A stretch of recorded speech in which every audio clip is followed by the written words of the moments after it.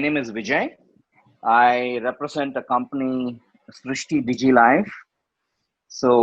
We actually market some of the world's renowned brands in India and across South Asia. And our intention, this COVID, or probably it has given us a lot of learning that we should probably share a lot of knowledge during this tough situations. Knowledge is something that everybody should keep acquiring at every stage of your life. So, and today's subject is such that which is very important for everybody to know, think, learn more about the hope for nature and wildlife conservation in India and across the globe, I would think. So let me not waste more time, and probably let me introduce our panelists today. First, our moderator, Mr. Vijay Mohan Raj, IFS, is the additional principal chief conservator of forests in Karnataka. He has discovered the largest population of lion-tailed macaques in the world in the forest of Sirsi, Honavara. He has won many national awards for nature photography. He has initiated smart technology into the working of Karnataka Forest Department with Kadu, a smart boundary system, an arbor, a tree tag to monitor growth of trees in the farmers' lands. Next, our panelist is Sejal Mehta. She's a writer, editor, and a content consultant, and has been part of the publishing landscape, print, and digital for almost 17 years. She is currently editor science communication at Marine Life of Mumbai and Coastal Conservation Foundation. Initiatives that are documenting data and creating awareness about marine diversity on our coastline. Some of our past works includes Lonely Planet magazine, Nat Geo Traveler India, and Nature in Focus. Next panelist is Jaiprakash Bhojan. He has spent 18 years working for tech corporates and was a hobbyist nature photographer for more than a decade before becoming a full-time nature and conservation photographer 5 years ago. An ambassador of Olympus Camera, he has won several prestigious awards for his photography. The Nat Geo Nature Photographer of the Year 2017, Singapore's Wildlife Photographer of the Year, etc. His work has been published in Nat Geo Global, Nat Geo Asia, BBC TV, and many more other prominent magazines. Shaaz Jung is our next panelist. He's a wildlife filmmaker and photographer for Nat Geo. He is the ambassador for Nikon India and the Galaxy expert for Samsung. He owns wildlife lodges in South India and East Africa and specializes in tracking and studying big cats. Our last panelist is Sudhir Shivaram. He is a widely recognized wildlife photographer and engineer by education and photographer by passion. He is an inspiration to many people who aspire to follow their dreams. Sudhir is always brimming with ideas to reach and teach people. Sudhir Shivaraman photography is the result of his nearly 2 decades of corporate experience, more than 2 decades of serious photography, and an irrepressible love for teaching. Welcome, all of you, and I pass the rest to the moderator, Mr. Vijay Mohan Raj. Over to you, sir. Okay, thank you, Vijay, and thank you all, especially the speakers, Sudhir, Sejal, Shaaz, Jaiprakash, to be taking time out on a weekend. Of course, I know it doesn't really matter whether it's a weekday or a weekend now that we are in lockdown. Otherwise, by Friday evening, everybody would be sitting in a place dimly lit and with a glass in the hand. But we've been doing this all through the last many days. So I welcome you all. But very important is this to be in this global scenario, which is really, really, really scary, I would say. And very importantly is this is brought about only because of man's actions. We played art with our natural systems, and today we see the result. And this is something which is really a cause of concern. And sitting at home and worrying that whether the human race would survive or not is a very big challenge. But I'm very hopeful that we will see through this. But at the end of it, there's going to be learnings, very, very important learnings, because this I personally believe is the biggest wake up call for the human race to wake up and think about nature. I think very importantly is that this is the time where we really need to reboot our whole system and the whole way we live our lives in this planet. And before I get on to the topic as such, and I'll start off with Sejal. Sejal, why don't you do something which you always love to do? Talk about the work you do, and let everybody get on to know the amazing work you've been doing. Because I've personally seen your work; it's been really great. And over to you, Sejal. Thank you so much. Thank you, Vimar. And Vijay, thank you for that introduction as well. So I'm sort of an oddball in this mix of photographers. I'm a writer and editor, as Vijay said. So while these talented, incredible photographers are going to show you the value of their craft and adapting that on field, I'm going to concentrate a little bit on storytelling, like what to do with those photos, right? What to do with your forays into the wild, and how you can use them towards conservation, especially as VMR said, after these troubling times. And storytelling in that sense is a really a used and abused word, right? We have heard it so much. And what does it actually mean? Like, what does storytelling mean? Like, you can call yourself a nature photographer, you can call yourself a wildlife photographer, conservation, marine, landscape, architect. Ultimately, what are you doing? You are basically using photos to communicate. Correct? That is simply what storytelling is. So for that, why would you use just one part of your life, like a workshop that you've done for photography, or an evening you've spent at a wildlife park? You need to use everything in your arsenal, everything you've ever done in your life towards storytelling. And that's what makes it super in the end. So it's a very long walk to nature storytelling, I think, but it's a scenic view. 17 years ago, I started my career with gender writing and women's magazines. Now you would say, "Arey, nature se isko kya lena dena?" I've come a really long way from there. But it's here that I learned the art of interview, to ask questions that might be difficult, might make me connect with people. In social situations, make people very awkward by asking extremely personal questions. All of that I learned at this first job 17 years ago, and it has served me very well when I now talk to communities. I talk to fisher folk, I talk to researchers, I talk to scientists. So those tools have come in use today. After that, I did something very baffling. I surprised the world and myself by joining this amazing company as editor of their equity research. And I've often wondered why I did this, why this detour happened. And two reasons. One is that nobody had ever offered me so much money in my entire life until then, and nobody would ever again offer me that much money. And second, I think it was, the seeds of palatable communication. As they say, as storytellers, what do you have to do? You have to break down complex situations and make them easy to understand. I think the seeds of that were sown at JP Morgan Chase. And I have that place to be thankful, as weird as it was, to understand that an edit is an edit is an edit, no matter where you are. I was rescued from corporate hell and embraced back into media with this wonderful magazine. We brought Lonely Planet magazine to India all those years ago. And I think this is where the wildlife and nature portfolio started to build. Here is where you learn how to travel, the mindset that travels for a story. It's very different than otherwise when you just travel randomly. Because travel writing is not about you. The hero is the destination. The main cast is the locals. You are at best a cameo.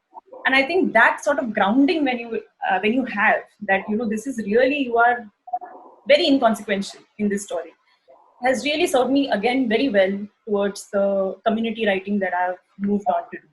Like some of these connections that we have, and I think I went off into a lot of nature and wildlife travel during this time and met a lot of people. Next, more field work and the value of being out and traveling to meet other humans, the subject of your interest, the subject of the stories, happened at Lonely Planet. Then I was offered a very strange beast, digital. National Geographic Traveler wanted to take their communication online. So they needed a website. They needed somebody to come and build it, be editor, form a team, understand how to do that. And here is where I jumped into the really, really perplexing world of online views, page views, analytics, SEO, trolls. It was a very, very, and then the exponential reach of an online audience. Where print magazines, 100 people read your work, here their boundaries opened up for us. And that power of storytelling that can reach beyond borders is very empowering once you understand how to use it. And that's what happened at Nat Geo. Some of you know this already. After Nat Geo, I packed bag and baggage, moved to Bangalore to start this beautiful, beautiful baby, Nature in Focus. I was editor-in-chief for 2 years there. And, here is where all these arsenal things that I told you about, all these weapons that we had collected over the years, the whole team, they all came together in this really wonderful way of like science, fieldwork, research, storytelling, communication, photography, technology, marketing. Like we were able to tie all of these different skill sets from people and make this vehicle that was going out to do some superb nature and wildlife storytelling. I'm very proud of this baby, and I think most of you must know of its presence and must be engaging with it. And then very weirdly, most people go from cities to forests, but I traveled from forest to cities with my writing and came back to Bombay and met the amazing folks at Marine Life of Mumbai. And this itself, when I say Marine Life of Mumbai, it's an oxymoron. Na? You'll be like, this city hai, it's polluted, it has sewage, it has waste, it has plastic, and then you're talking about marine life. How can that possibly be? But look what's on our shores. This sea anemone is at Haji Ali, as you know, one of the most populated places in the city. This gorgeous sea slug, Cretina, is at Bandstand, a place where the world meets, I think, every evening before COVID hit us. This octopus is at Worli, one of Bombay's most busiest intersections. And it's just chilling out there in a tide pool.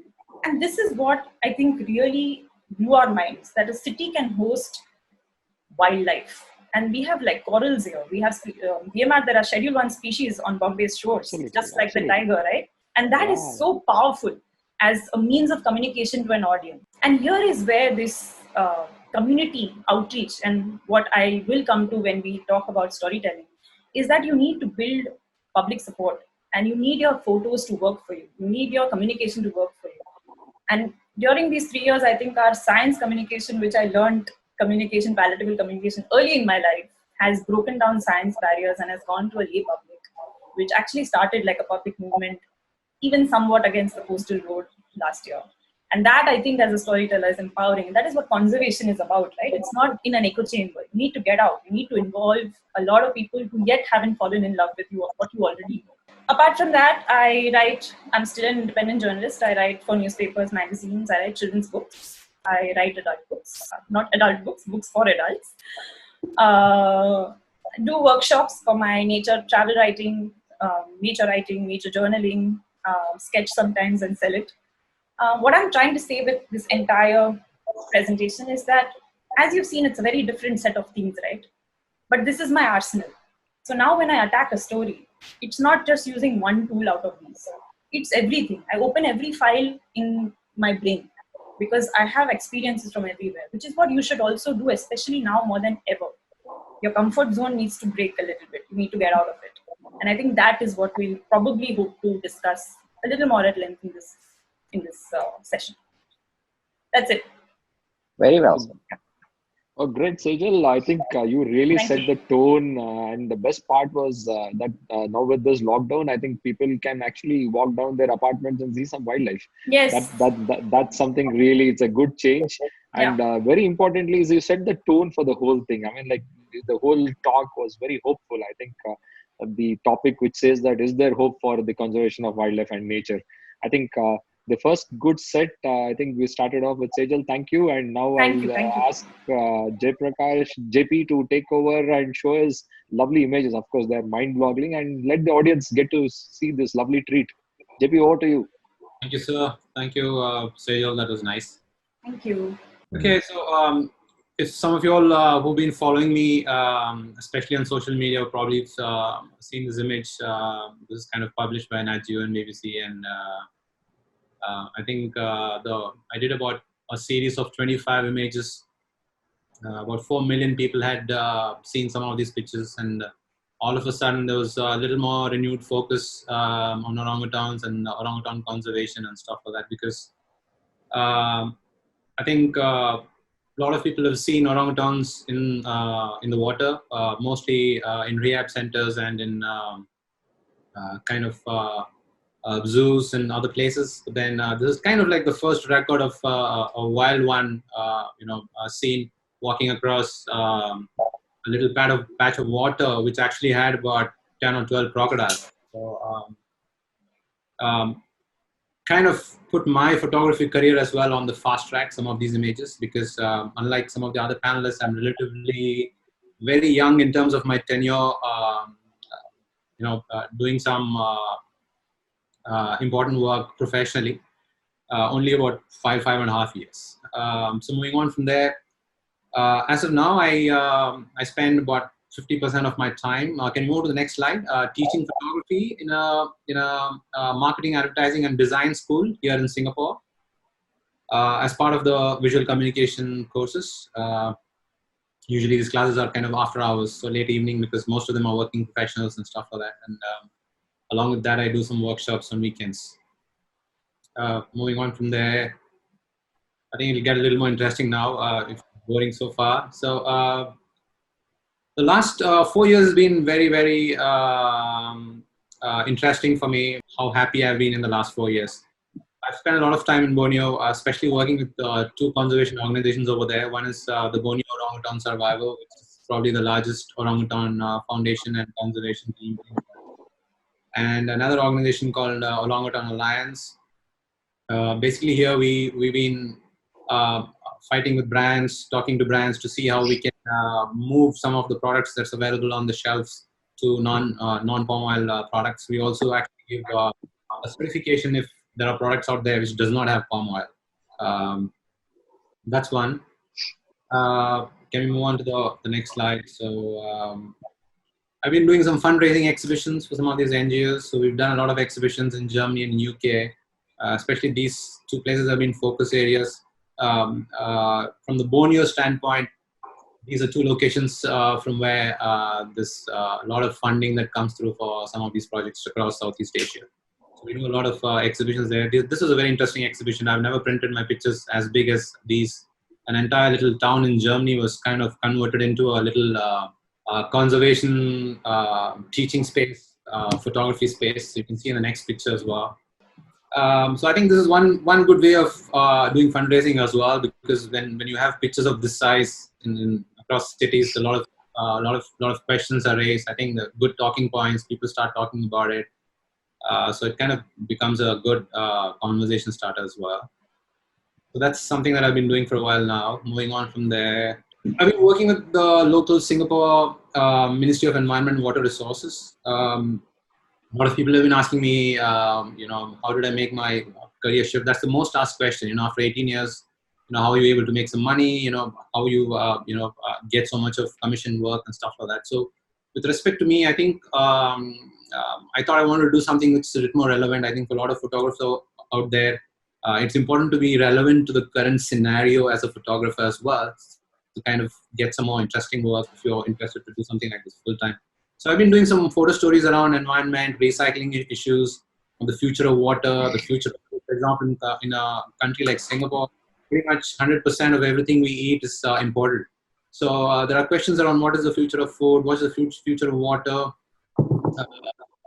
All of you have seen, if you all have visited Singapore, you've seen this amazingly clean Singapore. But what most people don't know is millions of dollars are spent behind the scenes in keeping the country clean. So we did a series of educational stuff behind the scenes, kind of things as to what happens with recycling and what happens in the sorting facilities, what happens when all the garbage is picked from those garbage cans from across the country and stuff like that. So that was interesting. Also did something similar with the Nat Geo Asia folks with some local corporates here. So moving on from there, recently I was invited by the Ministry of Environment and Forest Department in Japan for a small conservation project. Again, predominantly photo stories in a absolutely stunning island called Iramote Island. Uh, there's an endemic cat called the Iramote cat. It's just like the size of the leopard cat, but it's very unique to this island. Uh, Unbelievable place. Imagine an entire island involved in conserving the cat. They have 1-800 numbers across the little island. Anybody in the island spots one of those cats. There's a call that goes into the 800 hotline and is recorded, and then we had the opportunity to see behind the scenes how they did some rescue and release, and how they're managing some of this conservation work around the cats and some of the other species. So they wanted some photography material as part of their promotional activities, and this island was also becoming a kind of a prime tourist destination. So they want some consulting around, how to manage tourism and stuff like that. So that was again a very interesting experience. One, a lot of learnings from some of these interactions. So we had a German photographer, a photographer from Ireland, me, and another photographer from UK who kind of worked on this project. So that was another interesting project I worked on recently. Well, started my career with Sony. Probably one of the first few Sony users in India. Long back when nobody knew much about Sony. Then I used Canon for a really long time before I moved to Olympus. Briefly, the reason I moved to Olympus is I like smaller cameras, smaller lenses. Most of my photography is on foot. I don't do too many safaris these days. So traveling, climbing trees, trekking, several days in the forest, it's easy. You can see from the picture, one of the perks of being an ambassador for a brand. Yeah, sometimes it's fun, it's nice. Can we move on? This is a very This is good. this is a very special thing for me. Kind of a little bit like a undercover photographer kind of a thing I had done. I think about a year and a half ago. Some stories, photo stories around illegal wildlife trade, animal abuse. It's really sad. For example, this place in Thailand, when I was actually filming this, there were about 200 school children actually sitting and watching this and enjoying it along with the teachers. So I mean, I don't even know what to say, because probably all these kids are going to grow up thinking it's all right to do something like this. Behind the scenes, it's not easy to get these animals to do what you see on the stage. They use electric shocks. They starve them. They use drugs. They kind of not in their right frame of mind most of the time. So I think at some point these animals kind of completely broken. Initially they kind of rebel, but over a period of time they're completely broken, and they just give in. They know that the best thing for them to survive is just listen to what is being asked, and then they'll probably survive. So, it's crazy. I mean, playing with fire. I mean, these are almost impossible things to make some of these animals do. So imagine the kind of torture these animals have gone through to the extent that they're able to deliver these kind of things. This is even more crazy. Can you imagine a zoo on the 5th floor of a mall in Thailand? I mean, these are big beasts living in tiny cages, in a mall. Thankfully, after I did the series, BOS got involved. One of the CEOs actually traveled all the way to Thailand to visit this place, and then I think we are right now they're working with the local NGO to see how they can rescue some of these animals. In fact, they even had a bareback in one of the cages, which they apparently illegally sourced from Germany. I don't know how they do this. I don't know how they can move such a massive animal all the way from Germany to some place like Thailand. Well, I was actually one of those orangutans actually spit on my face when I was trying to take some pictures. Just the amount of frustration these animals have when they see people walk in front of the cage. One of those orangutans actually spits at people. That was I kind of had goosebumps. Okay, this is kind of my next project. Unfortunately, the COVID situation has changed things. I was supposed to be in Borneo. Her name is Alba. She's the only known albino orangutan in the entire world. She was actually rescued. Somebody had got her as a pet in one of the villages. She was rescued and then it was released. There was some interference from the local government as well. They didn't want to release her initially because she's kind of semi-blind on one eye. But then the government insisted that she be released. So there were a lot of sponsors, a lot of people funded her rescue and rehab and release. She was released about 2 years ago. The organization basically commissioned me to and she's not been seen in the last year and a half, so nobody knows where she is. So they wanted me to go find her and get some footage and pictures and kind of provide an update for all the sponsors and people who've been donating funds. So hopefully, I don't know whether I'll get an opportunity to work on this. I was really excited and looking forward to this, but let's see how things go. I think for me, at one point, I was a hobbyist photographer for a long time. I was wondering, what do I do with my career? How do I move forward?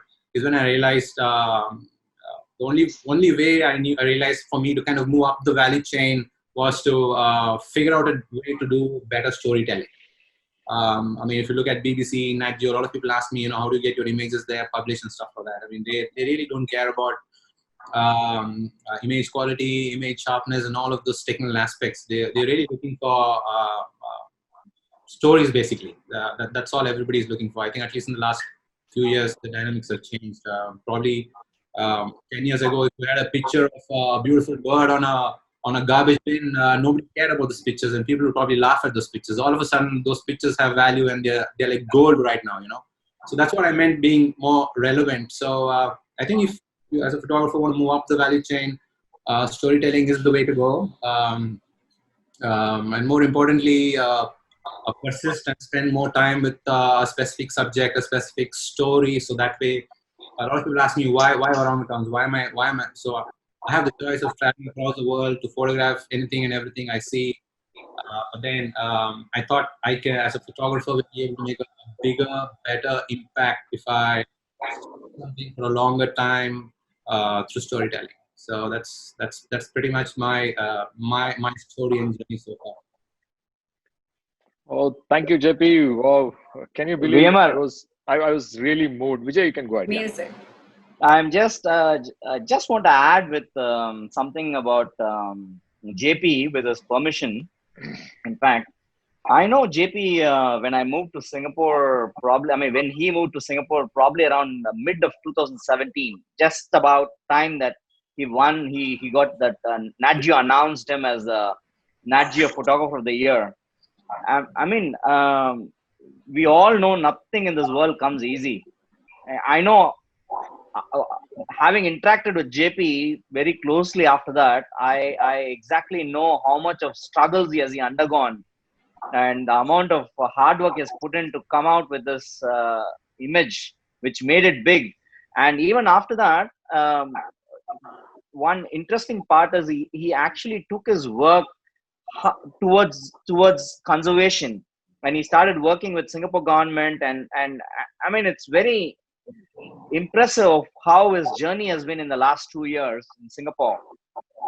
I mean, this is JP is one standing example for anybody to follow, all these youngsters to follow and read his biography. Actually, it's so interesting to hear him talk. Actually, thanks, JP. Yeah, I think JP, it was so nice because the last time I heard you talk was in Nature in Focus, and it was all pretty pictures all the way. And suddenly I see this, I would say, a very, very evocative imagery, which is actually telling you and evoking emotions. And not just evoking emotions, bringing about people to act and work in the field of conservation. I think that's something which I think is a very, very, very positive progression, I would say. And before I move on to the next speakers, of course, we next have the rock star of the current big cat country. Shaaz, over to you, man. Nice to have you, Shaaz, and please let's run through your lovely images. Hi, everyone. It's good to be here. Thank you for having me. Can we just start the presentation? But anyway, until we get that up, everyone, my name is Shaaz Jung. I'm a wildlife photographer for National Geographic. I live in the forests of South India at an eco-friendly wildlife lodge, which I run in Nagarhole National Park. I've spent the last decade studying and photographing big cats, leopards in particular. And to be very honest, I've learned a lot more from leopards than I have and will ever from humans. And my primary focus over the past 4 years has been the melanistic leopard, also known as the Black Panther. And I was recently the director of photography for a National Geographic feature film that was made on a particular individual, which you see on the screen. And that gave us the opportunity to finally shed some light on the master of darkness and to try and understand, the behavior and the little idiosyncrasies of a melanistic leopard in ways that had never been done before. So I haven't got too many slides, just two or three, just, important ones over here. Here are a couple. One is, of course, the melanistic leopard with the kill. And this was one of the first ever recorded sightings of a black panther with its prey. And, I'll never forget this moment because we missed it on video, but I managed to capture it on the camera. And the cinematographer sitting next to me missed it because, there were a couple of cars and we couldn't position in time. So it's beautiful, but at the same time, it haunts me because it was the only hunt which we witnessed. And unfortunately for the movie, we didn't get a hunt after this. The second image to me signifies and symbolizes sort of Kabini over the last 10 years and how it's doubled in its tiger population due to successful park management. And that is one of our favorite tigers. We call her the Tigress of Life because she's just one of the best mothers and she's there with her son. Yeah, here's, of course, one of my favorite and most difficult pictures from every point of view. This is when we just started seeing him. He was extremely shy. Everyone thought that he was a female because of his beautiful, sleek body. But, leopards have a way of proving you wrong every time. So, yeah, here's the day I saw him, the first ever sighting I had of him in 2016. And this was a day that sort of changed my life because, a lot of people, it's funny, I'm going to say this, that a lot of people are superstitious about black cats and, how it's bad luck if a black cat crosses the road. On this day, this black cat crossed my road and it changed my life for the better. And here, my most favorite, last but not least, the leopard that shaped my destiny. We call him Scarface, and I followed him for the past 12 years. So the picture in 2008 is him as a child, a cub, and the one on the right is 10 years later. He's now 12 on his last legs. You never know. But I said earlier that I've learned a lot from leopards and a lot more than I've learned from humans. And this individual has been my mentor. He taught me the art of patience and many life lessons, such as how the flow of time is not cruel but beautiful. And if you allow not to be controlled by it, we can find that little bit of eternity in the forest. And we humans are obsessed with chiming the hour. As Scarface taught me to live by the day, I realized that I need to stop measuring the hour. And, that little slice of eternity he showed me in this enchanted forest where we both dwelled was a lesson that, I'll never forget. And it's hard to put all of this into words. Photography, to me, a lot of people look at me as a photographer, but I've always dreamt of being an explorer, to discover new horizons and not be tamed by time.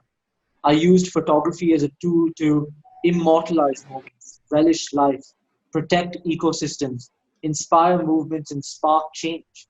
And I hope that, through my journey, I inspire others. And lastly, I recently started BCRTI, which is the Buffer Conflict Resolution Trust of India, where over time, as I matured as a photographer, I realized that, the key lied in trying to mitigate this man-animal conflict because I lived in the heart of the man-animal conflict in rural India. And every day I saw conflict. And I realized that our generation is a lost cause. And the ones above us, we can try to change. Those that are here, of course, understand the importance of the value of nature.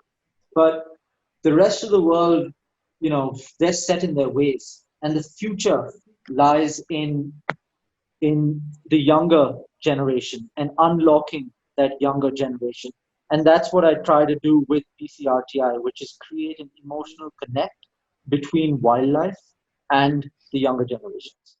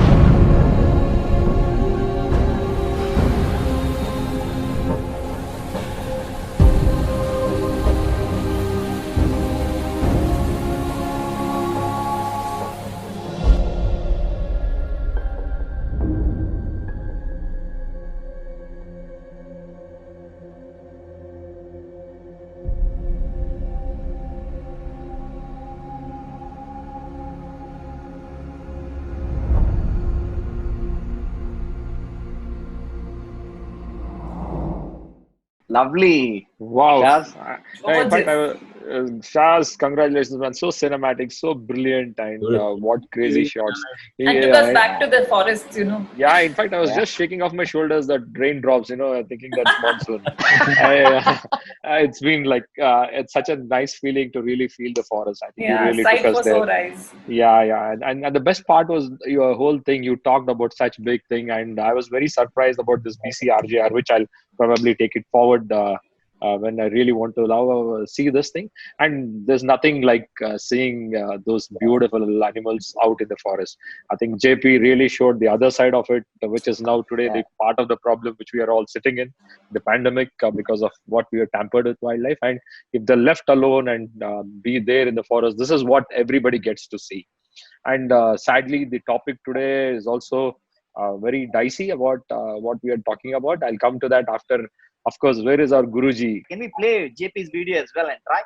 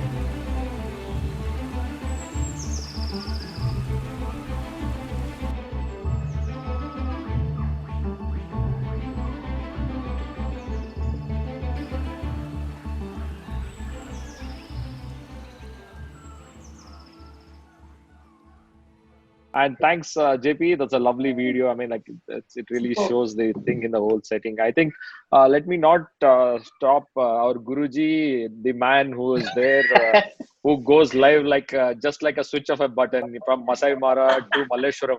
He's got everything covered. Sudhir, over to you.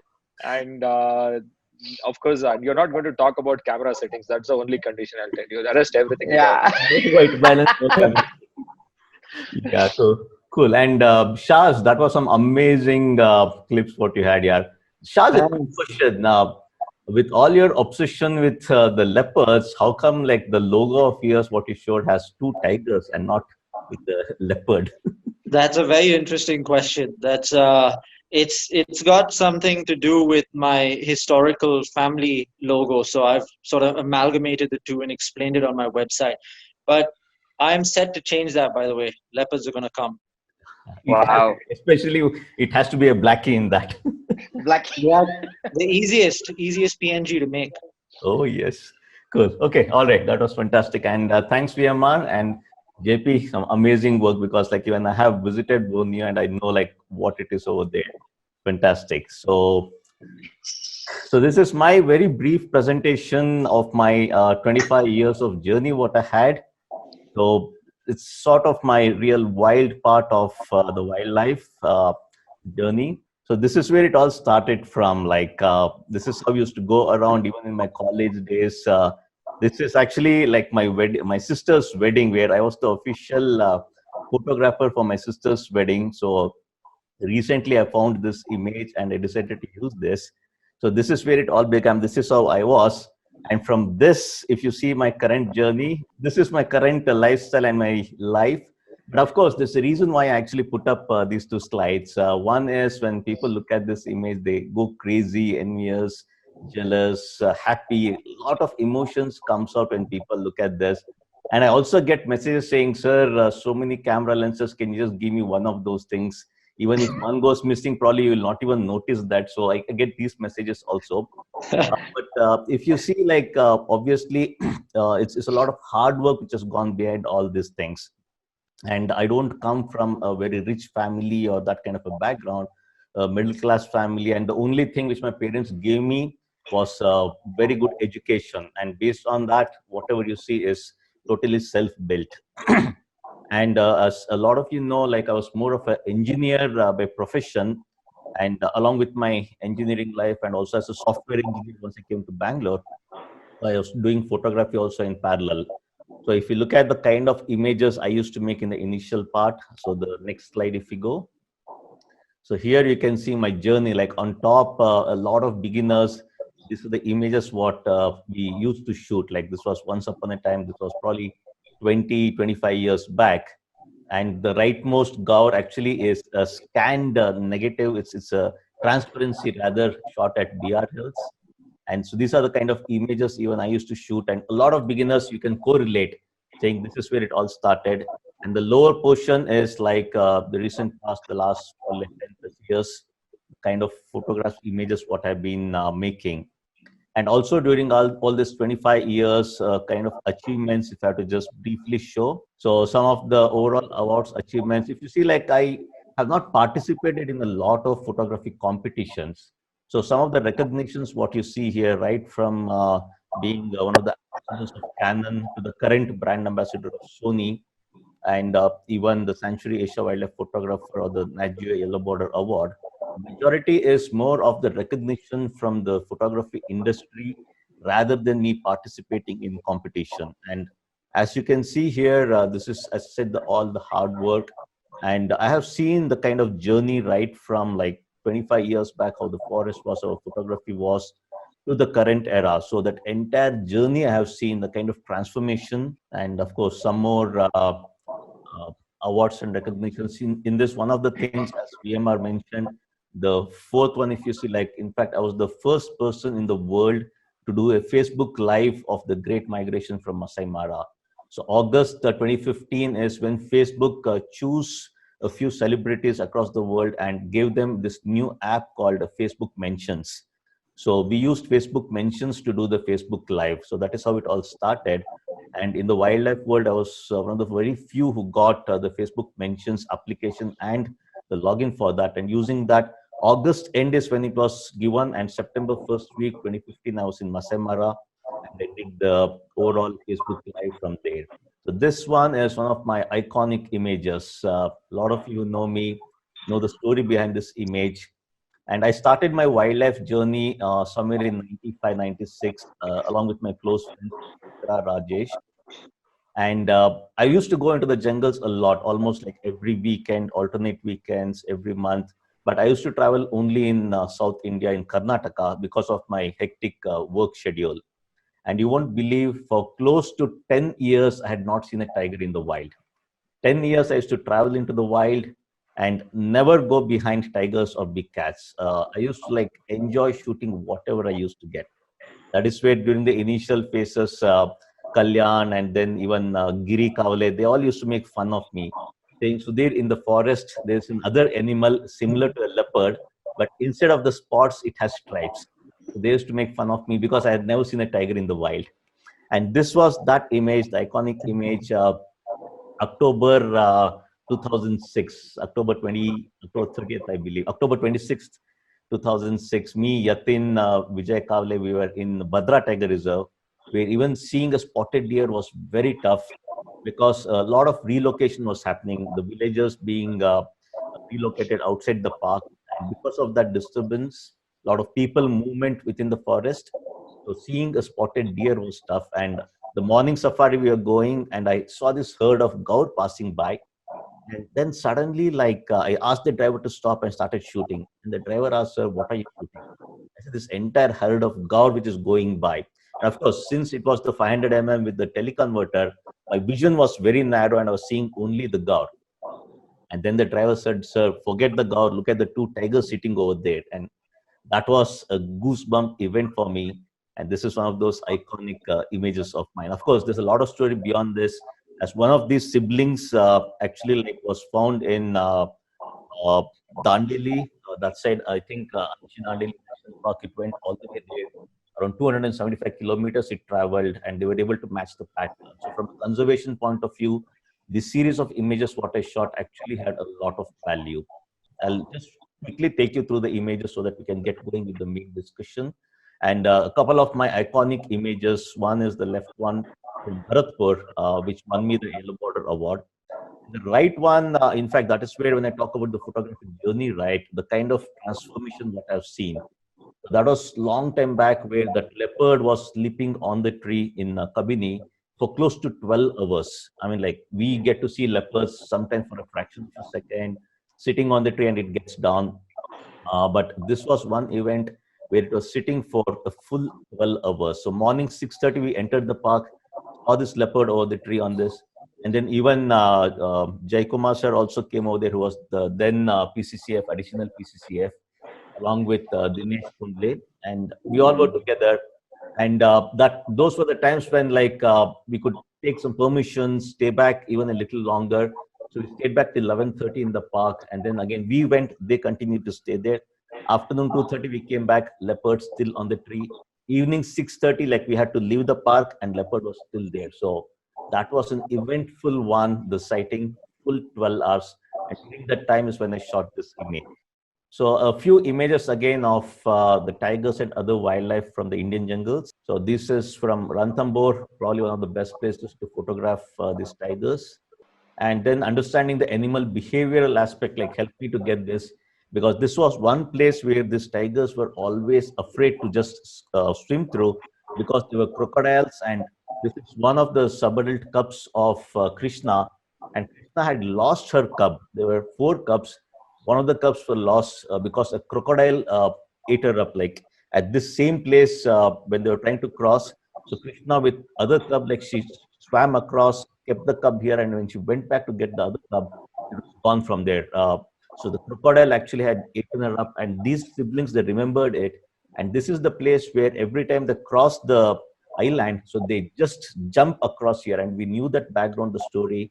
We waited there to get this action image, and all the three other siblings they crossed got this. So this is where again understanding animal behavior helps a lot. And one of my iconic image of the Saurus crane. And of course, I'm very passionate about this kind of close-up images of the tiger. Other one is the Asiatic lion, not the African, but our own Asiatic lion. And of course, Kabini, well known for this, the same iconic set of images, and the famous Dikala grasslands. Again, this is one of the best places for these kind of habitat shots of the elephants in hundreds and hundreds of them. And something similar from Masai Mara. Okay, so let's go to the next slide. A series of black and white. You can just keep scrolling. Saurabh will just go through this. And the right one, orangutan, was shot in Borneo. Like I had gone for a recce trip to Borneo and was able to photograph that. And the left image is an iconic image because Ganesh Shankar, a close friend of mine, both of us actually shot this together. And he won the BBC Wildlife Photographer of the Year award for this particular pic from Bharatpur. And you guys won't believe it. Unfortunately, I don't have the raw file of that. The entire folder, by mistake, I deleted it. A costly lesson, because I keep taking multiple backups, and I thought I have the backup of that. It was in the laptop, and I don't know, like I just deleted all the folder thinking that it's there in the hard disk. Later realized I just don't have those, and I realized it after a couple of years, by the way. So that's a brief presentation. And as I said, the kind of journey I've seen is where we used to like even trek in the forest. I have had kind of movements in Bandipur, in BR Hills, even in Kabini. Kabini, I have not trekked the forest, but both Bandipur and BR Hills, officially it was allowed BRT Tiger Reserve, where right from the jungle lodges camped till the top of the hill, we used to trek. It used to be a 4 hours trek, go there, have breakfast, come back. And also in Kabini, the Tiger Tank watchtower, we have spent hours and hours over there. So those were some of the moments where I remember even trekking in the forests, on foot, coming across elephants. And those were the things of the past. And now, and those are part of the discussion what we'll have when we open up with the kind of social media. Social media has its own plus point with a lot of negative aspects, which has actually like hindered our overall tourism and even the conservation efforts. So we'll definitely talk about some of those things going forward. But that is a kind of journey like I've seen through both the positive and even the negative aspects. So that's a brief what I want to talk about. VMR, back to you, and we can open up. Yeah, thank you, Sudhir. In fact, Lovely. I just wanted to really go back and see that lovely image from Bhadra, because that's amazing. In fact, to see that image, because that is something which it always makes me feel proud that this happened in a place where no tigers were seen. But Yeah. very importantly, what you pointed at the last part of your talk was that you said that these were places which you could actually walk. You could go on a leisure walk, enjoy the nature, enjoy the forest. But today, I remember I joined department. I still remember my range officer would be so excited to see, sir, somebody came with a camera, and I took in my jeep and put him all around and showed him that, showed him this. Today, if you any range officer sees a guy with camera, the first thing he'll do is drive out of the forest. Yes. So that's precise. That's something really, that's the change what has happened, and that is what we're going to talk about. The problem is that the forests and the nature, the wildlife themselves are in a great peril. Of course, we have huge problems with development, with roads, railways, expressways, and these linear projects, and so much of dams being built, and all those problems. But let me tell you very frankly, today will be entirely focused on the nature photographers. They themselves have become a part of the big problem for nature and wildlife, and that is precisely because are we loving our wildlife and nature too much? That is the big question which I'm asking you all. Does our love for nature has put us in so much in focus that we really are forgotten the well-being of the nature and wildlife itself? I think we'll start with Sejal. You're okay? Yes. I don't think loving nature too much is too much of a problem, Liamar, but I will agree with you that I think there is a kind of the photography and the reason why we go out and do stories. I think that is kind of probably needs to change. I mean, wildlife photography, and as we saw, my goodness, such brilliant stuff from all of these guys. That there is so much value in documentation, right? There is so much value in documenting things and showcasing it to an audience. But a lot of there's a group of nature photographers which stop at that. Like I think the young aspiring photographers, and I speak to them, is that that's just the first step. to showcase beauty of a place is just the first step. As JP so beautifully you put it, I mean, those photos for conservation purposes, like what an animal, when you showcase an animal, instead of just showcasing the animal, he showed the habitat, what threatens it, what it eats, how it feels, how it behaves. I think that's something, of course, storytelling is going to really, really, and he said something actually which is so valid because I've been on the other side, I've been an editor. Editors are looking for stories that have more than just uh, a frontline defense. Like they're looking for things that are about habitats, about people interactions, about what threatens this creature. And I think there's one thought I'd like to introduce BMR in this, that one is, of course, that you go out and do storytelling, which all of these guys have showcased so beautifully. And second, I think because this conversation is about conservation, I think there is one thing I'd like to request new and aspiring nature photographers. If you can put your photos to work, how do you do that? One is, of course, through these editorial and brilliant storytelling methods that these guys will tell you about, but also contribute to data. So, for example, for Marine Life of Mumbai, what we did is we built there is a global database called iNaturalist. iNaturalist is an open access forum where anybody can upload their photos of nature and wildlife and have them. There are researchers, there are people who will identify and give your photographs credibility. So I would request people that when you go out next on the field, take 20. If you're taking 20 photos, take 10 photos, beautiful composition, beautiful photos. Take 10 photos for documentation and upload them to a global open database. What are you doing by this? A, you're creating awareness, of course. B, you are contributing to historical data. You are telling somebody on a global database that this animal existed at this time and this is what its life was like. And that data is very valuable. What has happened is, for MLOM especially, I think so many people started to do this that we had to make a project on iNaturalist, and I did a story on Sanctuary about the coastal road and its impact on people and animals. And ultimately that went to court. Yeah. That whole database and the observations, over 2,000 observations in Bombay. So I think if we can do more with our storytelling, a little more with our photography, a little more with our, put your photographs to work.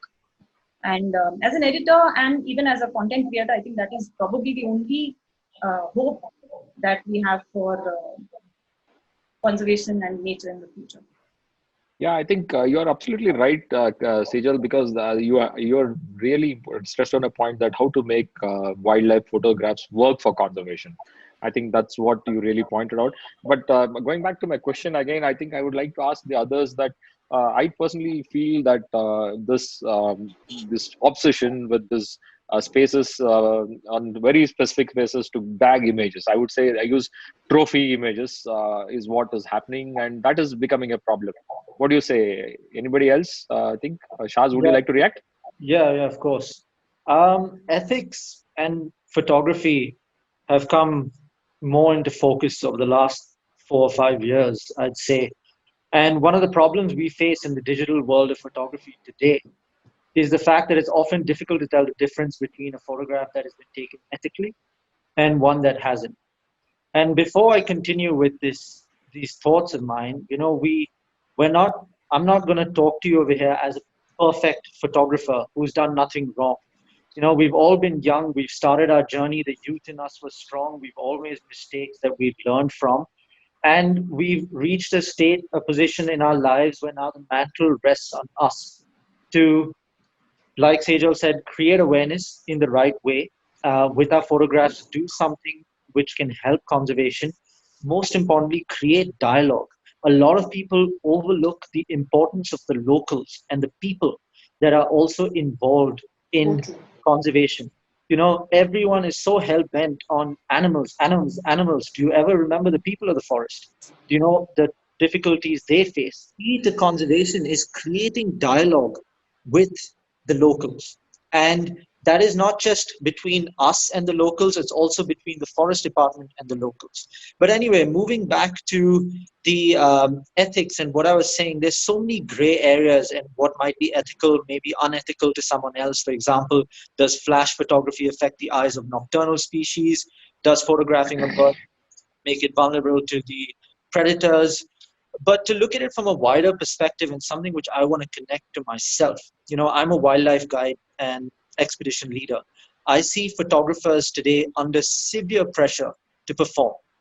Brand collaborations, photographic competitions, and online popularity sort of forces the photographer to push his boundaries. The photographer today has the ability to, become well recognized overnight, and this endless quest for seeking instant fame can adversely affect the habitat, locals, and the indigenous people. And an example of that is I guide in Africa and in India.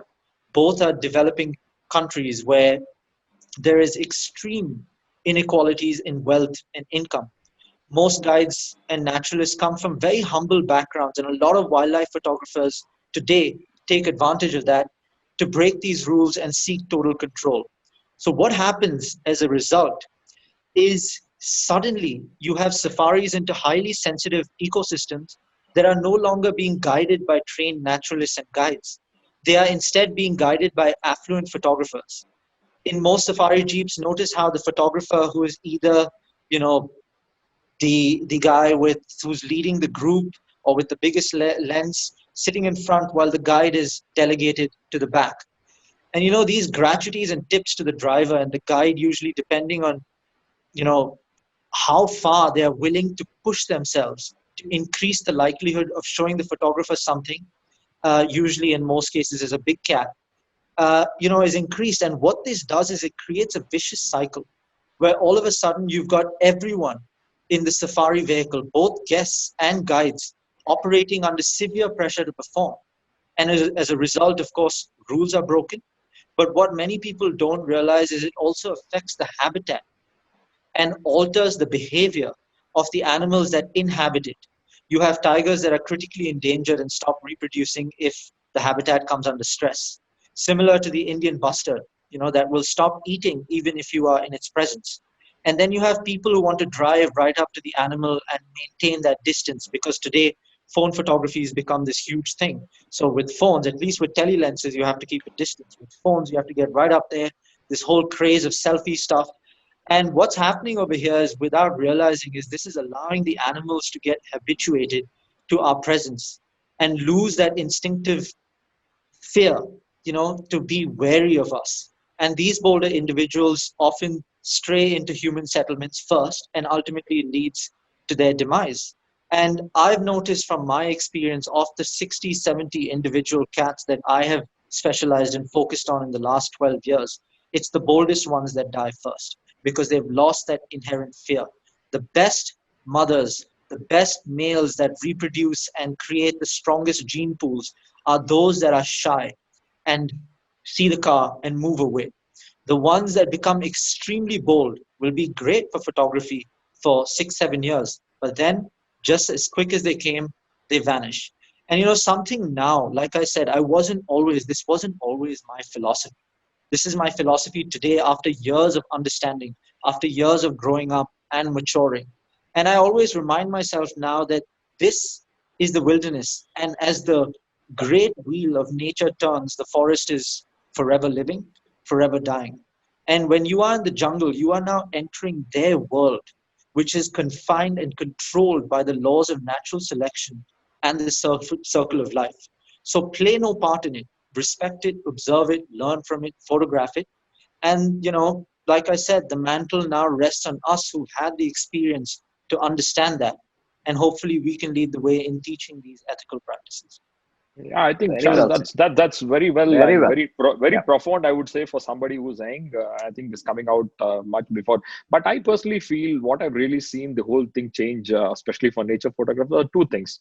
I mean, like I may be a little off track, but I would like to put it across. One of the things is that the wildlife photographer thinks himself is above all the genres of photographer. The biggest thing is that this long lens gives that occurred, that extra thing to say that he is above it. I think I've seen that typical behavior of a big alpha male roaming around with those camouflage lenses with long tellies. That body language, it's really a put off, I'll tell you. That's what is one thing which actually makes the whole genre looks very intimidating. That's one thing. The second thing is these weekend guys. People run into this forest because the previous weekend something exciting has happened. they want to get their hard disk something much better than what happened in the previous weekend. These two things has probably put so much pressure. I'll tell you, I've worked in the front lines. I've worked with all the people on ground. I'll tell you, it is such a pressure, such a pressure. And Shaaz, as you rightly put it out, you summed up in so many ways. These are two things which I think is totally wrong with the whole system of nature photography. We have stopped enjoying nature. I I think think also, every if I can just once add to what Shah said so beautifully about the circle of life.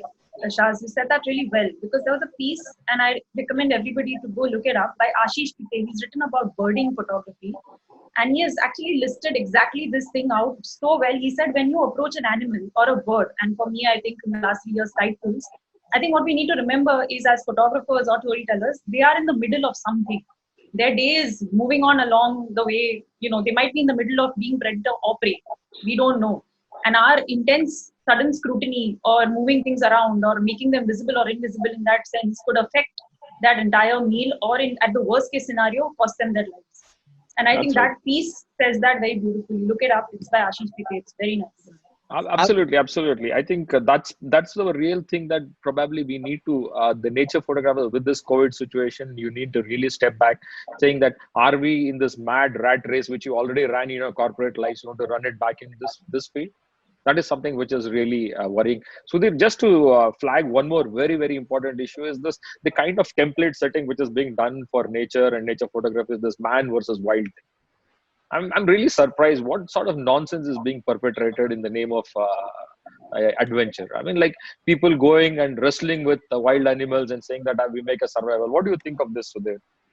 That's too extreme, VMR. I think to get all this ratings for the channel, I've seen, in fact, a very well-known one of the top channels actually on their thing, like they telecasted this particular episode. I think all of us have seen that, of this individual, the host, like handling the snake. It was one of the Russell or one of these really like poisonous snakes, and he went to the extreme. It was so frustrated, like he was just like holding it, talking it, like making all kind of things. Finally it got so frustrated, it actually spit on him. Okay, it spit on him, which is definitely like quite dangerous. Like we know, like the snake's instinct, it just doesn't spit just like that, with so much, almost a 15-20 minutes or even more. And this entire thing on the TV channel, actually on there, it was broadcasted. It was broadcasted, and finally then left it because it spit on him. Then he just like put some water and he started continuing talking about it. I mean, like even from a health point of view, the first thing you have to do if it spits into your eyes is you need to seek medical help. That was not happening. He continued to talk on the show, talking about it, and then even talking about the snake, the way why it behaved so aggressively. I mean, like many of these channels, and we as kids have seen some of these channels, and we have grown up with those channels. I mean, they going to these kind of extreme showcasing that. Like, where do we draw the line of ethical, unethical stuff? As even Shaz said, it's very tough, but these are a big no for me. And even just to add to that other discussion, we are coming back into our own locality here. Over these years, what I've observed, especially if I talk about tiger tourism, I mean, like the way we see things, 20 years back, it was the same tiger. You go to like Ranthambore, Bandhavgarh, people who have gone there 20 years back, so many jeeps running behind a tiger. Even today, it is still the same overall. I mean, not much has changed with respect to that kind of a behavior. Yes, the number of vehicles, that time we didn't have cell phones, so those things probably were not being recorded. But overall, if you see, like the tigers were used to that kind of a behavior, they used to move away, it was there. But then if you see now in the current era, what is happening, that one is like, it's going to the excess. As you rightly said, just because like people carry big telephoto lenses, they think like they're the king of the forest and they have the right to do everything. And for them, they say like, okay, these normal tourists who don't wear camouflage dresses, who doesn't carry the big lenses, for them, like they should be at the back. We should be allowed to go in the front. I've seen these kind of statements made. And in fact, I've seen discussions happening saying like, I think people with big cameras, they should be allowed to go into the forest first. And because they are serious nature lovers, and others, they're not serious nature lovers because they don't wear those camouflage clothes. I mean, like these kind of discussions I've seen happen. And then on top of that, the tiger crazy thing, as I said, this happened in one of my tours, where, as you see, like we hear the alarm calls, the long line of jeeps standing, and we don't know from where the tiger is going to come. Obviously, like this 20, 25 vehicles in the straight line, we hear the calls, and chances are it will come in the front, it may come at the back, it may come in the middle. Now, the problem this creates is fine. If the tiger comes in the front, obviously the guys in the front, they're happy they've seen the tiger. But then at the back, what happens? Those guys, like, they are shouting, I want to see the tiger. What they do is then they take the snap, they shoot that, and then they post it on social media saying, look at the circus happening here. I mean, like, so many 20 vehicles, like, look at the kind of disturbance they're causing the tiger. But what they miss is, if they say, like, look at the circus happening there, they don't see that they're part of that. They're part of that same circus, what they call. And the next time, if the tiger comes towards them, they forget this whole thing. They start shooting the tiger. And the guys at the back there who had seen the tiger, it's their turn now. They turn around, they take the photo of the entire thing. And they say, like, look at the circus happening. Look at those guys, like, they're going so close to the tiger. They don't realize they did that few days back. Yeah, absolutely. Sudhir, I get that this whole point is the whole wildlife photography has become very petty, I would say. I think it's a reflection of very, very sad things. And JP, I think I'll come back to you with a very, very prominent question, which is even bothering me because I'm seeing a lot of studio setups for wildlife. Okay, for example, you want to back the desert cat, you go to Kutch. You want the Mongolian cat, you go there. You want the Malabar trogon, you go here. And all those Satal, Attal, and the ODKF things. I think this is something which I think that could be same for the orangutans and also every other wildlife. People, I think they just go there, park their cars, and just shoot the animal, and then they come back. The whole experience of being in a forest, experiencing an animal, that is being lost because of the studio setups. What do you think? Well, it's a kind of a carry forward question from the previous discussion we are having. I think this tremendous pressure to perform, even if as a hobbyist photographer, because knowingly and unknowingly, social media has brought in a lot of competition. Probably not in the right way, especially under the current circumstances. I can tell you, I've been talking to a lot of friends, a lot of people. A lot of people are actually pretty upset, not because. I know a lot of people out there, especially those who are listening to me, don't hate me for saying this. I'm upset right now, not because they're not able to go and spend a lot of time in the nature, but they've run short of pictures right now to share on social media because I mean, obviously there's no more travel, so people no longer have a lot of pictures to share. It's just old pictures. There is, I think, like Shaaz and everybody else said, there is some kind of pressure. I've been through that process myself. I think 10 years ago, if Sudhir had to like one of my pictures, I would be like on cloud nine. Our country is like that. I think our mindsets of people, we want to be like others. Everybody wants to be famous. Everybody wants to see how they could grow their social media presence. So as part of the process, obviously, I think somewhere down the line we've lost the essence of enjoying these trips, enjoying these tours out to the forest. More importantly, I want to just add, I think the cost of enjoying nature also has gone up over the years. I think I would put it the other way, JP. I think it's been the intensification of comfort.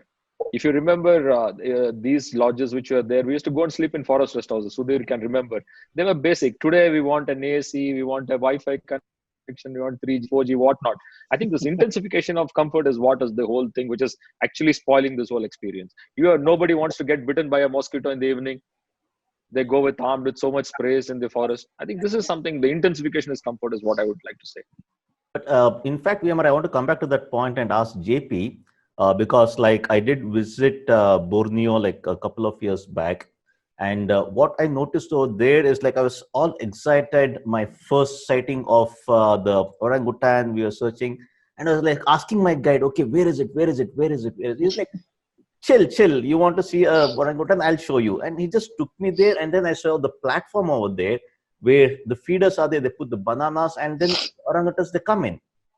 So I think this is obviously like one of those questions which comes up, which a lot of my participants and others, they ask me about this whole habit of like keeping the feeders with respect to, I understand each country, they have their own formula.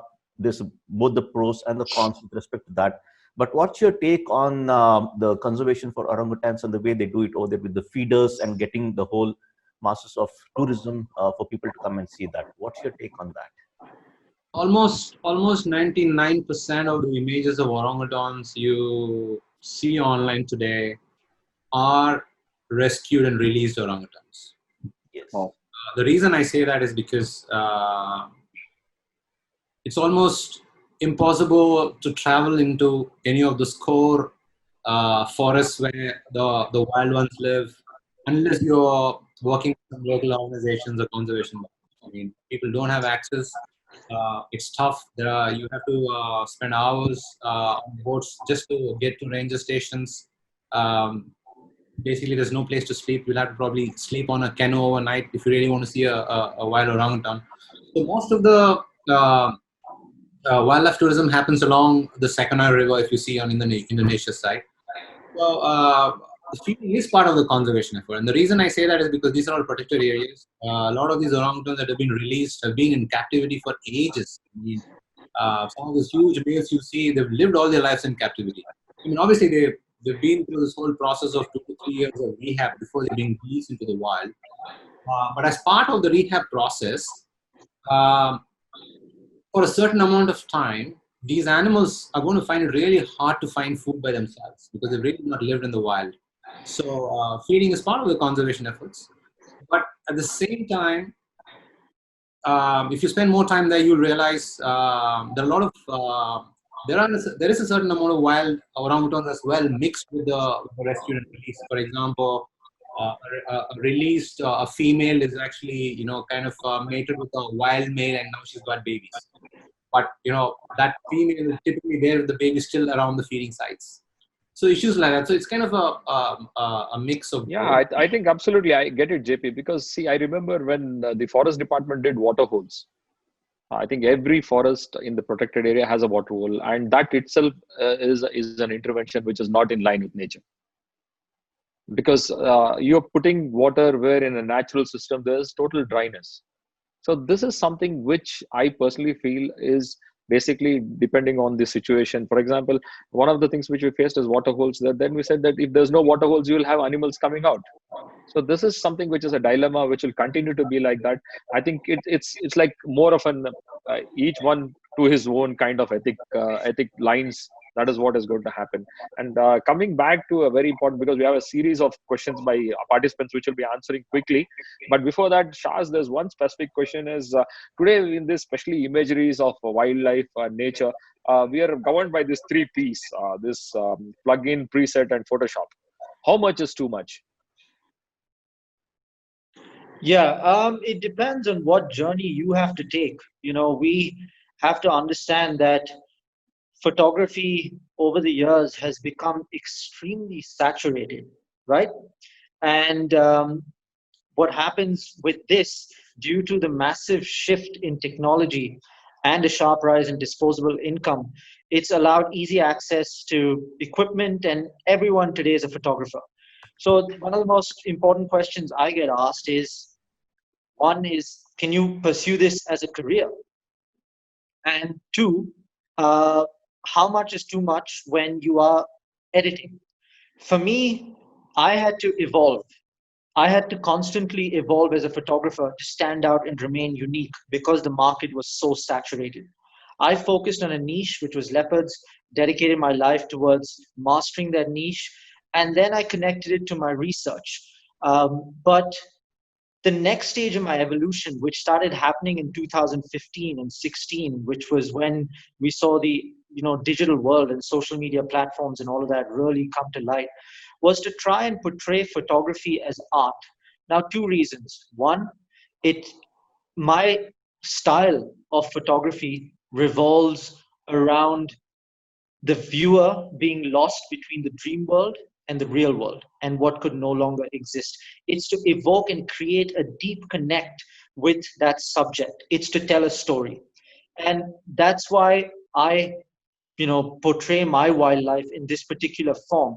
But the other more blatant, blunt point is that it's the only way I can make a living from my photography. Because if all my exhibitions, at the National Geographic Fine Art Gallery. My work will come out in the National Geographic magazine, the main magazine, in December. The Sanctuary Asia cover, other publications. All of this was when I started to take photography and start to portray it as art. And it's helped me make a career out of it. So how much is too much for me? Our boundaries are endless as long as you are not tricking and fooling people and calling yourself an artist. Because all of my income, which comes today from photography as a career, comes because of art. So I think, it really depends. You have realists out there who want to portray the world as they see it. Full respect to them. You have artists, and I always consider myself as an artist before a photographer. And it's just a philosophy of mine, which I can help the viewer connect better with the world I'm sort of visualizing and seeing. I think absolutely right. I think as long as you make it very clear that this is the form of space I dominate, and this thing that makes it much more relevant. I think Vijay, how are we on time? We are another 15 minutes. We can probably start taking questions. Yeah, that's what I was just waiting. Sudhir, any thoughts before we go to the question section? No, I think I fully agree with what Shaaz said, because like I keep getting a lot of these queries as to like how much is too much or is this acceptable. Now that is, if you ask me, an individual call. VMR, like if you recall, like 15, 20 years back when we started INW, one of the few guidelines what we mentioned is like, show what you saw out there. I mean, this is like Vijay's very famous statement, Vijay Kavle's, show what you saw out there, nothing more, nothing less. That means do not manipulate things, just show. So that is what we all was coming from. But then we also said over there, saying like, fine, if you go ahead and make any corrections, like for us that time, the big move was like a twig is coming in between, we Photoshop and remove the twig. Or we see something nice, like see the kingfisher could be sitting on a perch, which is a wire, little bit changes we make. So we used to tell, saying that is acceptable as long as you convey to people that you are doing this. And as Shaz rightly said, don't fool them. So don't post something and so, no, this is how it was and this is how I shot it. Don't fool the people like that. But so that is where you draw the line between, okay, as a natural history photographer and then making that as an art. So there is a very thin line over there. And as even Shah said, like if as an individual, that is what you want to pursue, and that is the form of art you want to show to the outside world. And there are people who really appreciate that and they like that form of an art. And I would love to have those kind of like obviously sketches or the paintings or that art like even hung in my room over here. There's nothing wrong in that, but yes, always be clear as to like what you want to showcase and be open and honest about that. Yeah, I think that's right. I think can we move on to the questions from the participants? I think this is very relevant, Sudhir. I think we just got some questions which has been trimmed out by Emma, can I Srishti. just say one thing before we Yeah, open please, it up? please. Yeah. I just like to request also, and it's an unpopular opinion in a bit, but nature photographers, if you could also move your lens a little away from what is designated as a wildlife area or a protected zone. I mean, I know we like to go to forests and we like to go to wildlife parks which are protected, but if you can also move your lenses to urban spaces, to things that are not ecologically still recognized as ecologically sensitive. I think a wild space is where a wild animal lives. So and that can be anywhere. That can be in a forest, that can be in a riverbank, that can be on a shore, that can be in your backyard. There's a roosting site outside my house here for bats. So I would just like to have just show, I mean, I know that there is a great love for pristine environments, but it's also very important for us post-COVID to shoot animals, to showcase animals that live just like us. Because if they live outside protected areas, they are breathing the same filthy air that we are breathing. They are living in filth the same way we are living, and they're resilient. So I think just also include wild spaces, because the only definition of wild spaces is where wild animals are. Yeah, I think absolutely. Sejal, you're very right saying that, see, the whole, can you believe when we have 36,000 square kilometers of forest in Karnataka, and the whole tourism happens in just 400 square kilometers. 36,000 square kilometers is the forest we have, and just 400 square kilometers, the famous Kabini, Bandipur is just 400. Yeah. And can you believe when we did Wild Karnataka, the most exciting moments we had was this jungle cat kitten facing the cobra and the Draco. These were all outside Outside. protected areas. It So was when in the your phone farmer's field. network comes on, we should still be Yeah, shooting. in the farmer fields, this is what happened, and this is what we showcase. I think this is the way going forward. I think absolutely right what you say. And urban wildlife. And today in COVID situation, we see wildlife coming back. Wildlife was never coming back. It was Yeah, there. You just correct. didn't have the time to stop and look at it. Absolutely, VMR. You are Such a great. busy in your AC, your radio, and things like that. That is what happened. Now I think, is it okay? We move on to the questions. Yes. And we have Yes, one yes. question for you actually. Wanted Ah, to like know your opinion and what you feel about uh, our Ganesh Gudi stuff. If I had to ask you. Absolutely, Sudhir. I'll tell you very frankly, this whole studio setups over a period of time have done their part. Can you believe there was a value in going and shooting a emerald pigeon? You may not believe that the effort. Today, you go there in 5 minutes, blink, you get your shot, then you're done. The whole experience is lost. I would say that you have to dismantle these systems and you have to go back to a much more nature where you have boots on ground rather than these things. That is from the photography point of view, I agree. But for more from a natural history point of view, what kind of impact do you think it will have on those birds and animals over there? Because we are making them used to those feeders, banana, whatever. Sudhir, let me come back to this question and ask you the same way. We have apartments with every apartment has got this great net called the pigeon net. We have it too. Everybody, because we actually started feeding pigeons, and the pigeons are all here, and that's precisely the problem. We start loving them, we start feeding them. The same thing with this bird studios. You have bananas. You went to Costa Rica. I think there was this whole set of food on display there, right? This is something which we need to move out. Of course, India is amazing. It's got the moment you feed an animal, it comes under baiting, which is a legally punishable offense. So that is exactly the rules we have and the laws we have.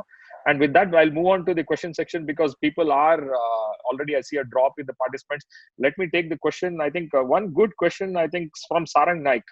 Sarang Naik says that how can we as a community create awareness among wildlife photographers about ethics and good practices? I'll repeat the question. How can we as a community create awareness among wildlife photographers about ethics and good practices? I think if I have to start, people like us who are into the mentoring area, I think it becomes a core responsibility for us to create that awareness in, if you ask me, like every single session, because currently it's not every individual has to change like one at a time. I mean, like we don't have that kind of a time available on our hand. It has to be with the masses. So education to the masses, awareness to the masses in whatever way we can. So that is one of the ways. And yes, the problem is a lot of them who are beginners in wildlife photography, they don't even know like what are the ethics, what are the breaking. Even like with respect to nest photography, I see people like the small chicks, even if it is in their apartment with cell phones with the flash. Like when I ask them and I say like this is not the right thing, they ask like what is wrong in this. The bird was very comfortable. Like I was there, I was photographing it. The bird was sitting and watching me. It was very comfortable with me around. So that awareness is totally missing. So that education to the masses has to happen. And I mean, we have the social media. We keep cursing the social media, but at the same way, we have to make the positive use of that, trying to create awareness to the masses. And that is one of the ways, if you ask me. Yeah, I think that. Thanks, Sudhi. There's one more very interesting question from Sharanya. Sharanya says that since we are talking about conservation, she wants to know the thoughts on this happening Deng Patkai thing where coal mining is displacing nature, and so could be the so many dams, the railway lines, and all those things. What do you think this whole development versus conservation debate? See, VMR, if you ask me, yes, one side, we definitely want development. We want good roads. So we expect that kind of infrastructure for us to travel around between cities wherever we go. But then we all should even understand like where does, if you have to construct good roads, where does that thing materials come from? That is one aspect. That said, the other side, if you see like our overall natural resources is so limited in India, like, okay, so out of whatever we have, hardly like what 1.4% of the core area we have, and even overall less than 5% of forest land. And if we start targeting this also, I mean, like what will be left for us? And if you ask me, like obviously India, we have a lot of smart people. We have a lot of smart people who knows what kind of alternate solutions are possible, be it with respect to electricity, water, whatever core requirements we have. There are always alternatives available, and we are smart enough to find out and pursue those things. But then that is where the politics comes into picture, which is a huge playground. It's very tough to break that. And Yeah. politics and with respect to the kind of scams what we have over there, these are tough things to for us to like go through, like break through. And only way, if you ask me, like hardcore activism where these things comes in, like yes, go ahead. No, If, absolutely. I so agree, Sudhir. I think, Shaz, I have one very interesting thing, which is a offshoot of this. This whole thing of intensification of comfort in lodges. See, each of the staff which work in these lodges, they come from very basic situations, right?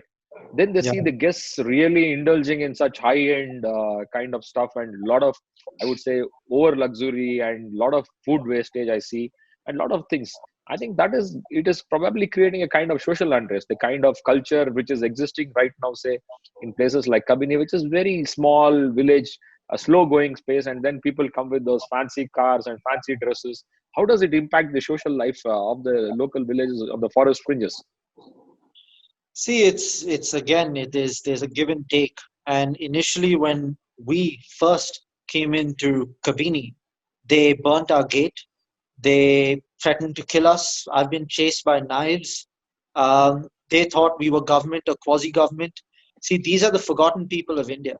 These are people who are promised everything to get the votes and are given nothing. And it's extremely sad, and it's one of the reasons why I created BCRTI, Buffer Conflict Resolution Trust, is because over time I was so hell-bent on megafauna and wildlife and the beauty and inspiring people through the pictures and all of that. I just completely turned a blind eye to those around me and the villagers and the locals.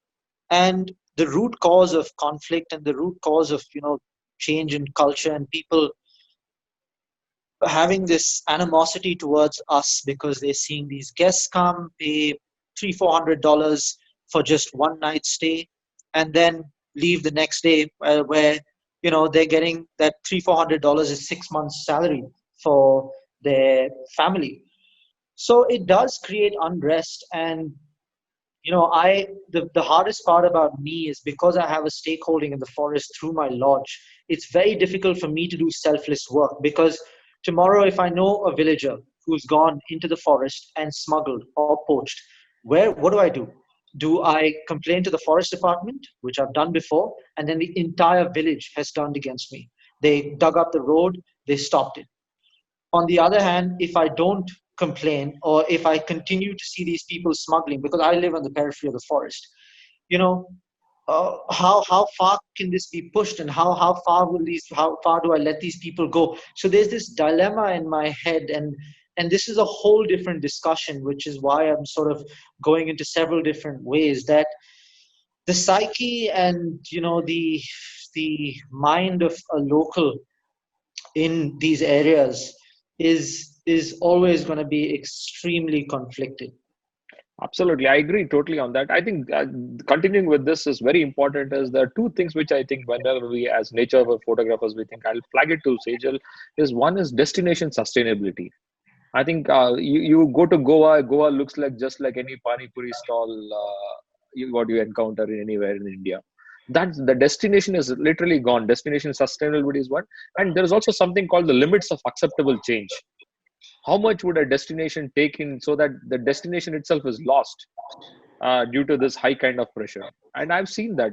I mean, for example, if you go to Dikuli, where there's outskirts of Corbett, it looks like any band baja bara destination.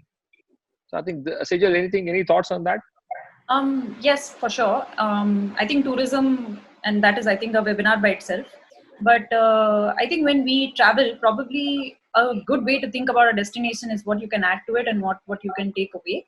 So possibly, if you're traveling, and I think Bhavna does a lot of work like this as well. When you go to a destination, try, even as photographers, I think try and engage with what local organizations on the ground are doing. Maybe that can be in some way make you a little more aware of what is happening in that situation and how you can help instead of hinder, or hamper. When you go, you will definitely have your tourism footprint is rather high. So maybe you can just go there, try and see what's happening on the ground, meet organizations, meet locals, meet the local conservation initiatives, and probably join in or just document. Even documentation is fine.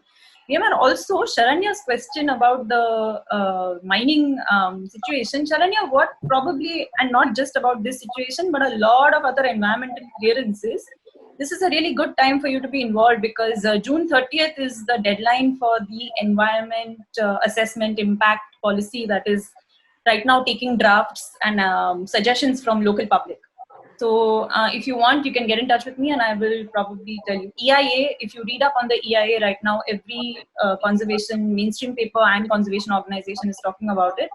I think the public needs to put in suggestions and engage with policy a little more. In a very, you can do it in a very, very your public layman approach as well. But I think it's a good question. So I hope people engage. Yeah, I think very important that people should air their voices and all those things. I think very important thing which we are actually need to do is that you're all people like Sudhir and Shaaz, you're all celebrities in the social media space. I think you should now indulge more in conservation spaces, very importantly, because it can make a change. I don't think you can actually disturb your feed. You know, you have this great three squares which has to connect after one post after the other. I'm agreeable to that. But why don't you bring in this messages from stories? I don't think it has to be preachy, but it can just flag those issues. And you need not have an opinion, because one of the questions says that why is that these top wildlife photographers don't speak when the conservation is threatened? I think this question is from, again, Sarang Naik, I think. Sorry, can you repeat the question?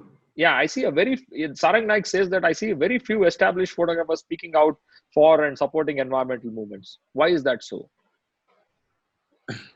I think one of the challenges. I mean, I don't want to brand everybody on under the same banner, but especially those focused on wildlife tours. Obviously, it's a key source of income, because it's not many ways to make money if you really want to be a photographer out there, especially on the wildlife side these days. So there's absolutely nothing wrong with that, though. But I think most of them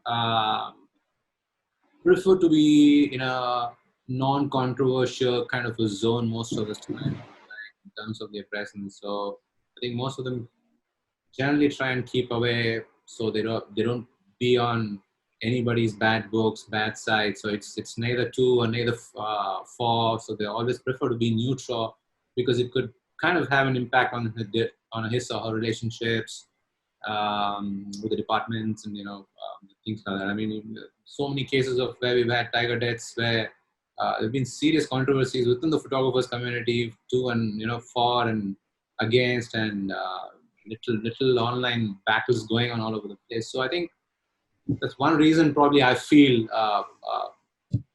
most. I mean, I don't consider myself a senior, but most senior folks like Sudhir and a lot of people probably hesitate a little bit to get into that space too much.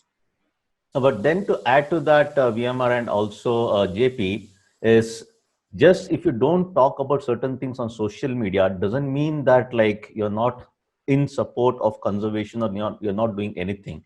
And a lot of folks expect that, okay, you put a 3-4 posts about it on your feed, whatever. Okay, now fine, this top photographer or this guy is talking about conservation, good, he's doing something about it. It doesn't mean anything. If I just post a few comments on the social media, it may mean nothing for a lot of people. Okay, and it doesn't bring any kind of pressure on anybody. It's just fine, you're just making a post. Instead of that, yes, if you're really keen to actually work on something, do it from your heart. And you don't even have to publish about it on social media. You don't have to say like, okay, I'm doing all these things.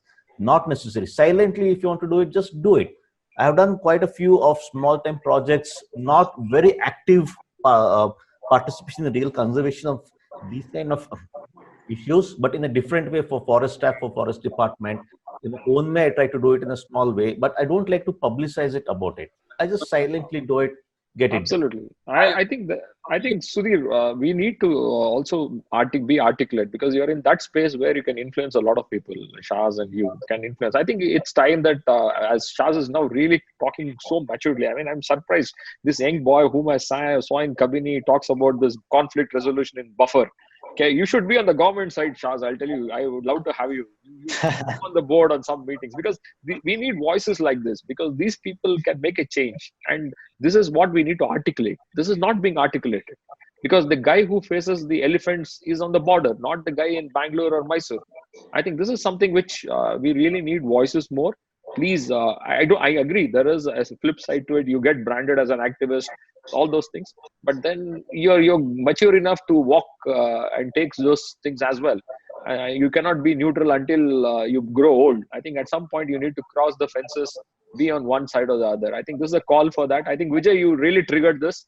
I think this is a good clarion call for everybody. Don't be neutral. Move on the other side, the side of the animals and conservation. This COVID situation is a classic example, which will push you to that other side because money is not everything. We've actually seen that today when we sit in our homes locked down.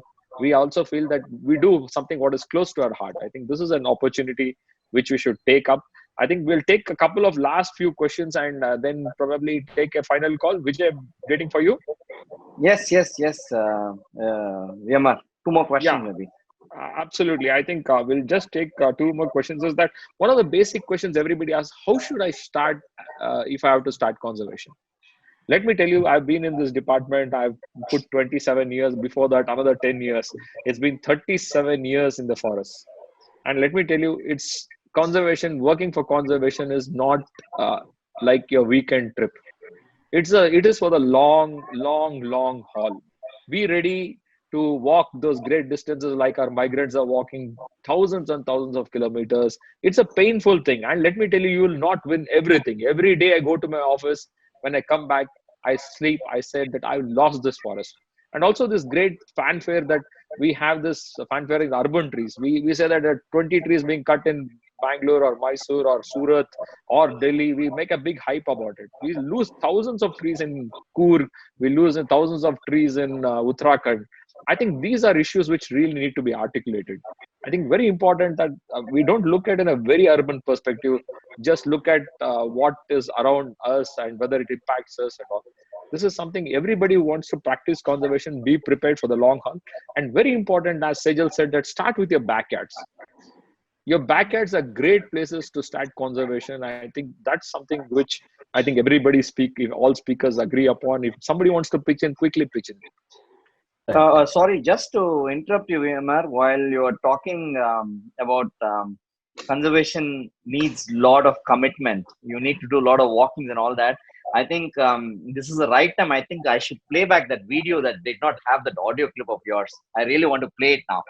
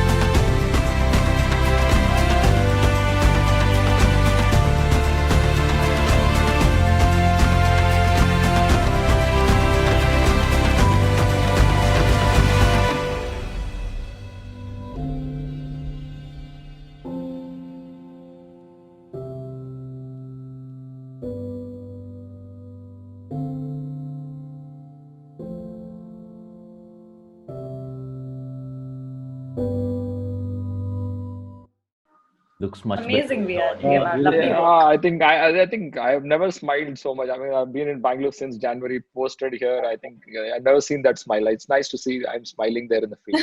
I miss that a lot. But let me tell you, there's something exciting coming up all your way in June 5th, World Environment Day. There's something exciting coming up. Stay tuned. You'll all have a good time. And before I think we close this thing, any closing thoughts on you I from think you, Vijay? VMR, all of us need to even contribute, because I see a lot of people asking, saying, fine, we heard so much about conservation, but we as individuals, where do we start from? Like, how do we contribute pointers? So at least only Absolutely. one pointer which I can remember is Ramki's website. So people can get onto that. Conservationindia.org is there. I just put the, Yeah, that's there. Bhavna is there. Bhavna is still online. yeah, Bhavna is the, Bhavana's left, I think. Bhavna's I think left. she's Okay. The Last Wilderness Foundation. Those guys, please Google it up. They're doing some amazing work. Please watch the Last Wilderness Foundation. They're doing some very, very good work out there. yeah. So there Yeah. are a lot of these NGOs. Last wilderness, yes. So I mean, like, so there are these pointers. People can go online and check. Just to clarify, I think we should draw clear lines between photography and conservation. I think Absolutely. most of the time we misunderstand that question, but I think a lot of people are more interested in knowing how, as photographers, they can impact conservation versus actual field conservation. I mean, field conservation is a completely different ballgame altogether. So I think that's a little tricky one to answer. So my take on it would be there's so many amazing NGOs across the world. Uh, Reach out to them. They're all short of people. Trust me, everybody's short of people. If you're the right fit, if you're the right resource, and if it makes sense, then we're more than happy to have you on board. But just a word of caution: this is not. I mean, it's not a profession that you want to take up if you want to make a lot of money. There's not a lot of money. It's more passion. You got to, you know, uh, in your heart and soul for what those most people. In fact, they are the unsung heroes behind the scenes. To as a photographer, if you want to get into conservation, I would say uh, shelf life of photographs these days is very, very short. Pictures are forgotten in a few days, unless you create magical images like Shaaz and Sudhir, some of those iconic images. So my personal request would be to focus more on storytelling, move away from documentation. I really don't see the point in going back and documenting the same bird or the same animal time and again and again and again. Especially even as a hobby, since you're investing some money to travel and stuff like that. Focus on storytelling. There's stories all around you, stories in your backyard.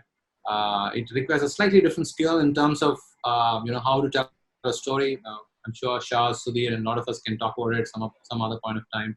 So directionally, if you can focus on storytelling, that will probably take you in a different direction, even as a photographer, help you move up in the value chain, and probably even get into conservation.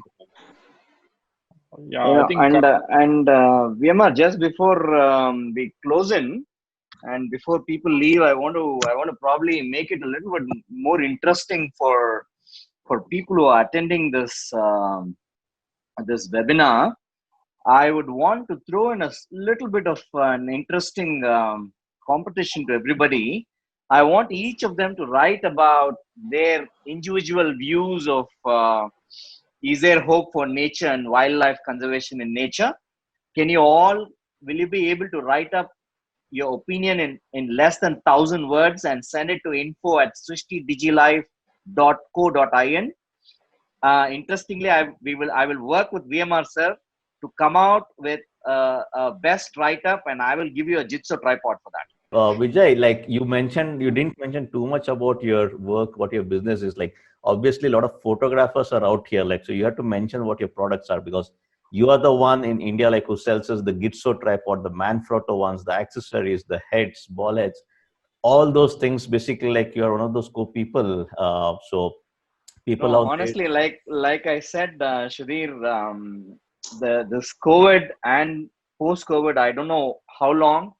Though as we market so many brands across South Asia, I don't want to talk about any commercial business norm brands we handle. The only thing that we want to do is to bring the community together, and that's exactly what we are aiming at. We are bringing out more genres of webinars in the coming days, and only thing I can probably bring out a lot of positives from people is, please I would want everybody to give me a write up about in 1,000 words, and the best write up will get a Jitso tripod from us. And Oh, great. please note down info@srishtidigilife.co.in. Please write in I think about your views about this webinar and about what you think about nature and wildlife conservation. yeah, so and That's from Shivaram me. has posted the email in the chat. So for others, Yeah. you can have it. And Shaaz, I honestly have seen only the glamour part of you and your and amazing images. Honestly, I'm really impressed with the way you spoke today. Trust me, you have so much of, I mean, you're a man of a lot of thinking, I'm really respect you for that, Chaz. Thank you You so know, much. Thank you for having me on so here to just and VMR sir to just make sure that I lovely, respect myself. lovely always. And Sudhir, I know him for many years. In fact, I know Sudhir since he was working in his IT company, and then in fact, I knew the day he left, he said, "I'm going to get into full-time wildlife." So that's how long I know Sudhir. And VMR sir has been a great. I mean, thanks to Sandeep for connecting me up with this wonderful gentleman. It's been about a year plus. I know VMR sir, and again, Sejal is such a great human being. The more I read about you, Sejal, I should fly to Bombay to have a coffee with you and chat more. Oh, as soon as COVID opens. Yeah, I think Vijay, thank you for having all of us Thank on you. board. I think any other thing, and so others will close. I mean, thank you, Jaiprakash. I mean, Jay is just very close to me. Next, I mean, we almost chat every time we miss each other. He's such a lovely human being as well, and the way he's doing things about conservation in Singapore. I mean, to me, I feel proud as an Indian when I see Jay going across the globe and doing conservation for a lot of governments across the world. It's amazing. Keep doing this amazing stuff, JP. I mean, we'll meet again very soon. Guys, I just want to quickly say thank you for this. It's so, webinars like this bring us all together. And unfortunately, we just don't do it enough, which is so sad. We're all in the Yeah. same space, whether it's VMR sir with the forest department, Vijay, you guys trying to promote this, Sudhir, Jay, we're all doing stuff which is very similar, and we should all try and get together more often to try and spark change. Definitely. Well Great, said, guys. yes. And we'll sign off. Yep. And Thank you. VMR Yes. super moderating. Thank you so much. Oh, You yes, brought us definitely. all the flow. You managed the flow Yeah. and didn't let any of the questions go by. So that was pretty cool. So Great. thank you, Happy- VMR. happy Thank Happy you, to be Vijay. of help. Thank you. Bye And bye. for a Thank few you. more, for all the participants, we next week is about street photography. So please join in. Look out for our pages. There's another amazing webinar coming with some amazing panelists again. All the best. Good night. Signing off. Thank you, everybody. Thank Thank you. you, Good night, everybody. Thank guys. you so much, guys. Thank Thanks you. everyone for Bye. tuning in. Bye. Bye. Bye-bye. Bye. Thank you.